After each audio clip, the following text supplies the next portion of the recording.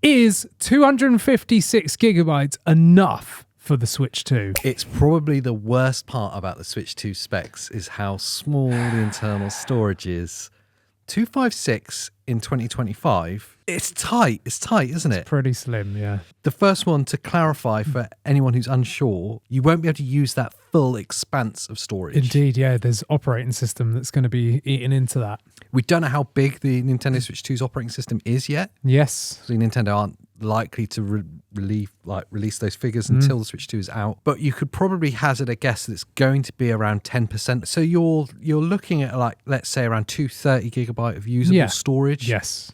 So you can quickly kind of do the sums on that, on like how many games can you have installed on that before you reach capacity. Yeah. And what's an average game file size? Well, that's the thing, because when you really look back to Switch 1, I only had 32 gig. Yeah. And then Switch OLED had 64 gig. Yes. So that was really good. But the games were so much smaller. Yeah. You know? Never like more than 10 gig. You're talking like in the single figures kind of size for games. But everyone was still upgrading with like a terabyte SD card. Yeah. Whereas now we're getting a really good size base level.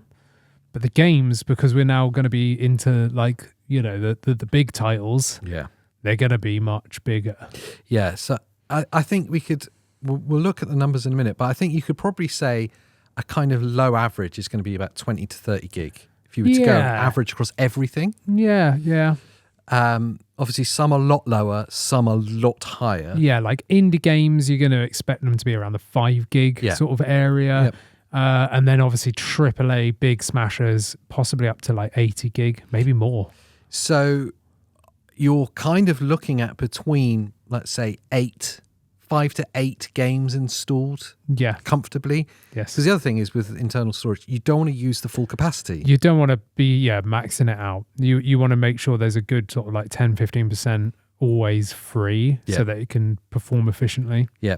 So really you're looking at maybe, let's say, to be safe, 200 gigabytes that you could actually use. Yes. If it's like 20 to 30 gig on average. I think 8 games you're probably going to be installing. 5 games. Yeah. If you're just a AAA like basher, then 3. 3. You know, if you're someone that loves indies, you're probably going to be fine. You probably got like 30. You know, on there. Now, it's right for people to be a bit concerned by it. But I want to put some people at ease who are already invested into the Switch 2 thing, are worried about this.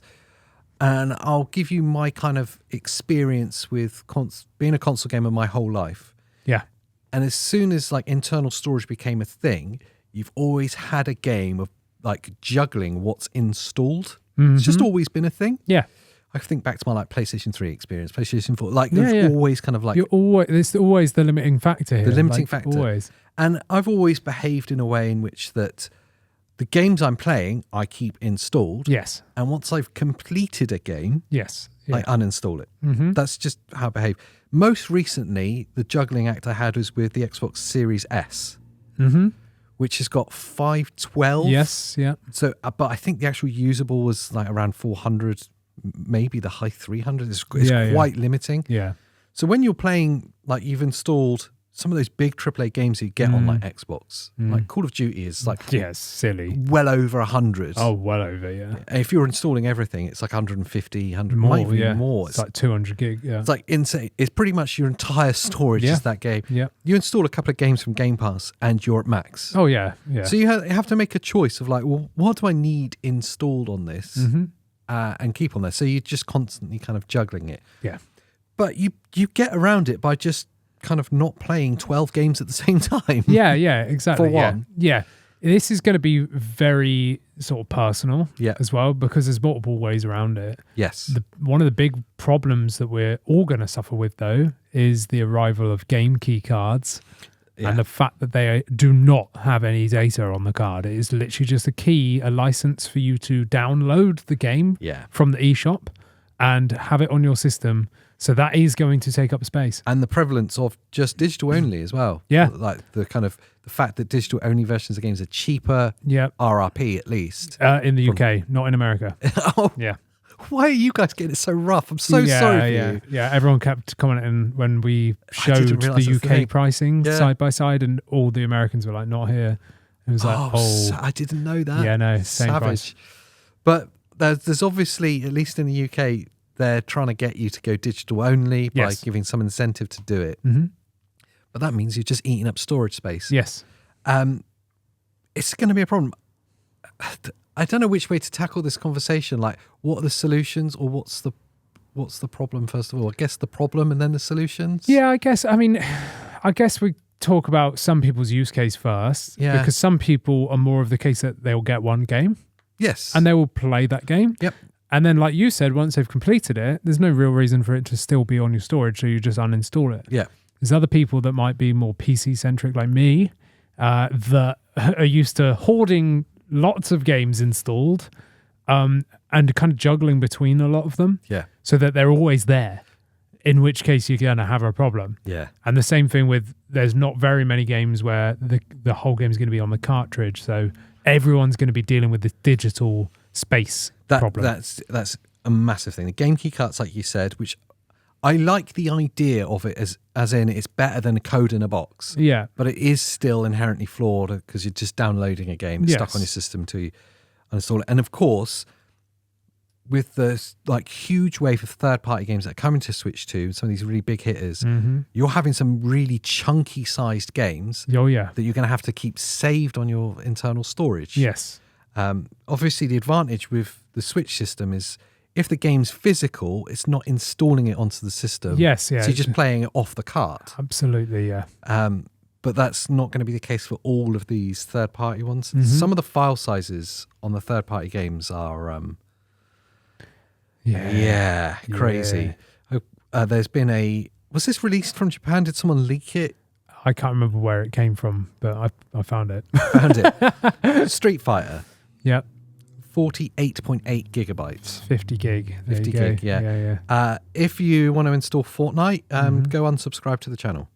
No, sorry. It's 29. 29. So, like, okay, these are okay. You could get a few of those installed. What's Mario Kart World? 23.4. 23.4. Yeah, okay. So then you've got... That's not too bad.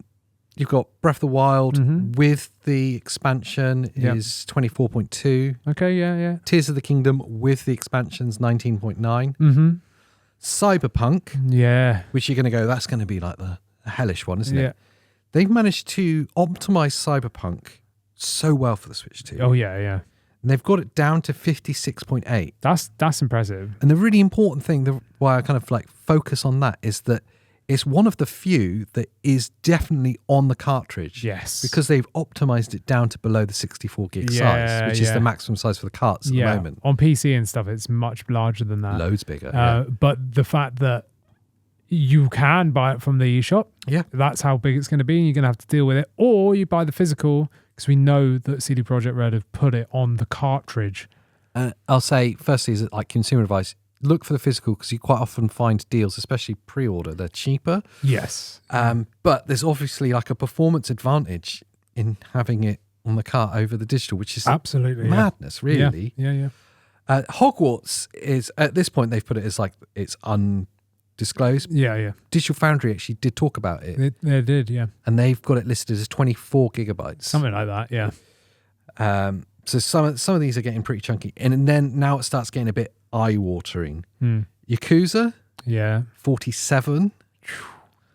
Split Fiction, which is actually the worst on this whole list. That's crazy, isn't it? Really surprised me, actually. 73 gigabytes. Wow. It's a fantastic game. Game of the Year contender for certain. But I'm going to aim at them a little bit and say that's not optimized for the Switch. Not enough. No. Not enough. No. They could have trimmed down. But, who knows? Maybe there's a reason, there's a reason.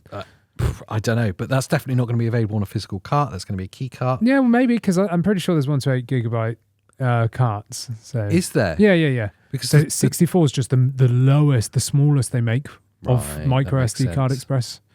And it's obviously quite expensive. Yeah, that's where the problem lies. Yeah, the expense of the larger cart. Hitman. Go on, 50 gig. 61.5. Fan favorite, Fast Fusion. Fast Fusion, absolutely channel favorite, 3.9. 3.9. Now there that's we go. Optimized for Switch. There we go. That's more like it. Everyone's favorite game that everyone's going to buy. Of course, is the Nintendo Switch 2 welcome tour thing. Go on, how big's that? It's 2 gig. 2 gig. Wow. And no one's going to install it. Pretty much, yeah. Bravely Default, Yeah. 5 Harry, HD remake, 11. Okay, yeah, I'd expect that.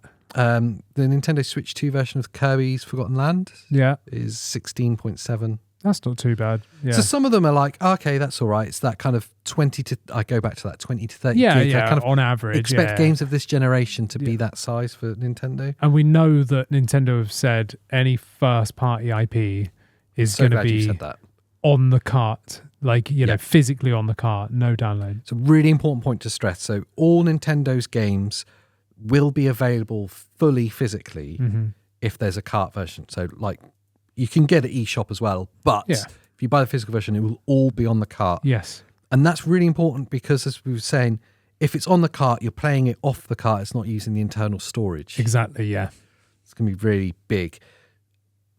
I guess the backlash about third-party games using digital key cards, I was trying to defend it because I thought it was an improvement to the key in the box thing, Yeah, which I yeah. do still think is true. I do think it's an improvement. Well, the only benefit is that you can pre-sell. Yeah. That's literally the only reason. And I think that's what people wanted to hold on to. Is like, I want to feel like I own this. Yeah, I get you. Like I'm always been a physical collector. Yeah. I know I've said that I was going to go all digital on the Switch 2, and already the games I've bought have been physicals, including game key cards. Yeah.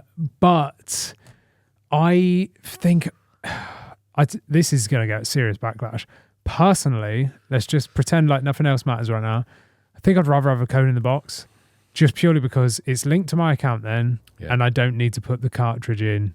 It's Do you know what I mean? easier. It's linked to your account as if I bought it off the eShop. Yeah. You know, so it's easier. Whereas with these, the game key carts, you're still going to have to put the cart in every time. Put it in. Yeah, for it to read the license. It's annoying. It just doesn't install the license, and every 2 weeks it gets you to put the cart in just to check the license. Yeah.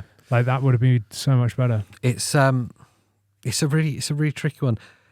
I'm gonna go back to the point right at the start, was that it is the most limiting factor of the Switch 2 and the Switch 2 specs. Yeah. Is that in 2025, 256 is just Not big enough. it's limiting. Yeah. Well, especially with the size of these third-party games like Cyberpunk, Split Fiction, Yakuza 0. What's going to happen when Call of Duty launches? Oh, it's going to be absolutely mind-blowing. It's going to be like 120 gig, you know, because Activision can't optimize anything.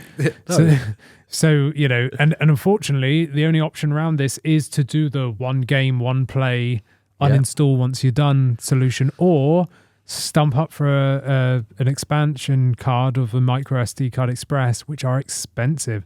You're looking at £50, $60 for a 256 gigabyte. The 512 gigabytes are extortionate and not possible to find currently, but they're well over £150 for a 512 gig. You can't even get 1 terabyte ones yet. I think you can, but I think they're like £300 and nowhere sells them. So it's a bit silly. With that point, I'll come to the defense a little bit and say that's a problem for right now. Yes. Yeah. That in 2-3 years' time, that's not going to be an issue. Absolutely. Yeah. The 512 gigs and the terabyte cards And the cost of them are going to come, and it's because it's so cutting edge right now, which I love that Nintendo chose to do when I'd much rather have this problem than have the problem of having slow storage. Absolutely. Yeah.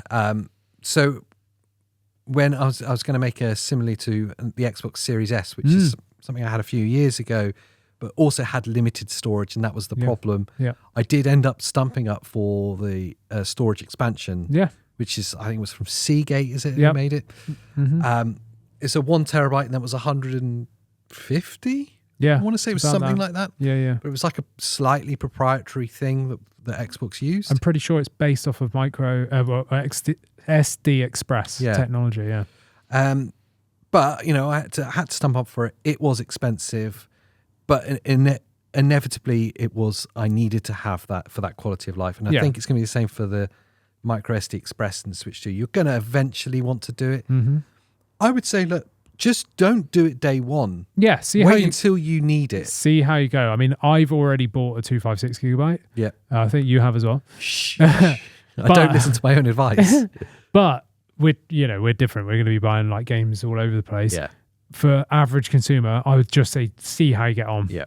and try and be smart with your installs. If you've bought Cyberpunk digitally and you're not going to play it for a few weeks or whatever, just don't install it. Just don't install it. Install it when you're ready to play it. Yeah. And uninstall stuff that you've completed. Yeah. And just try and manage that storage space, because the microSD cards will come down in price. 100% will come down in price. They'll be more readily accessible. Yes. All the rest of it. Yes. But yes, it's a problem for day one. It is a limiting factor, and even for us who are like super hyped about the Switch 2, can't wait. and I've been super positive about all the things that are amazing about it. You do have to point things at limiting factors and go, yeah, bring it to attention. Well, I just wanted to be realistic with it and say, like, let's not just get out of like whack and be like, this is the worst thing ever. It's not. It's just a limiting factor you're going to have to manage, like we've always had to manage on consoles that didn't have 1 terabyte storage back in the day. Yeah. And just be smart with your choice of expansion. Don't do it day one because it's so, unless you already have and good for you. Yeah. But it's so expensive. I winced at it, and I knew that we're in a different situation. We make videos about it and all this. But even I was like, I'm not sure if I want to spend that much on a micro SD card. Absolutely, yeah. I jumped thinking I got a deal, and it turned out that I paid more than what everyone's listing them at now. Yeah, because I bought it too early. Well, and it might even be quicker than that 2-year mark I was saying, because it's going to become there's going to be such a big market for them. Yes, absolutely. It's great that they are using MicroSD Express though. I think it's brilliant. I mean, we know that the MicroSD card Express has got like read and write of up to or over 880 megabytes per second, whereas the Switch 1 read on the actual card reader in the Switch 1 capped out 100 megabytes. It shows you the step. It's a much faster. There was talk that it might have capped the read and write speed on the Switch 2 there, wasn't it? To 600, wasn't it? I don't know where that went. About it. I was saying that I wonder if they've done that because the Nintendo branded Samsung and SanDisk MicroSD card Express cards that you can buy were actually undercutting the SanDisk non-Nintendo branded ones. So I assumed, the non-Nintendo branded ones are 880 read write. Yeah. No, not read write, just read. And I think they're like 600 write or something. And I thought maybe they're cheaper because they're capping the Nintendo one, because potentially the Switch 2 could have a limit on the reader to stop heat, and other factors, because it's a very slim device. It's not going to be a lot of airflow in there. So it could be that they've capped it at like 500. And that's why these Nintendo branded cards are cheaper. But that is just speculation at this point, Yeah. I'd love to know what you guys think. How limiting is it for you? Is it enough to put you off the Switch 2? Or, how are you going to get around it if you day one your MicroSD Express? That's it. And are you going to go purely physical where possible? To get around it? Yeah. Like getting all first party Nintendo games. I was going to wind the video up, but I was going to be like you and go digital only because of the ease, and I am a bit lazy now. Yeah. And I've got too many games to carry around everywhere. Yeah. But it seems like all the games I've bought so far are all physical, bar Mario Kart World that comes with it. Yes, absolutely same with me. So it looks like I'm going physical. Yeah, same. And just get over it. For me, it's when the price is right. I've just bought the cheapest possible. Yeah. And unfortunately, or fortunately, here in the UK, it's always cheaper to buy physical. It's just weird. Just doesn't make any sense. Anyway, let us know what you think down in the comments down below. Once you're down there, make sure you like the video because it does help us out. Yes. Subscribe to the channel. Yes. And what else should they do? Become a member and you can talk about all your Switch 2 hopes and dreams whilst we wait another week. It's 1 week. Is it that long? 1 whole week. Oh, can it be until the Switch already? 2 comes out, and then you'll see all our coverage as well. Oh, and on Switch 2 Day, make sure you hang around the channel. Yes. Because if it comes early enough, I will be doing stuff with it. Yes, live. Probably live. Yes. It'd be like OnlyFans, but, you don't have to pay for it. Yes. And it won't get me banned. Anyway, I better go now. Bye.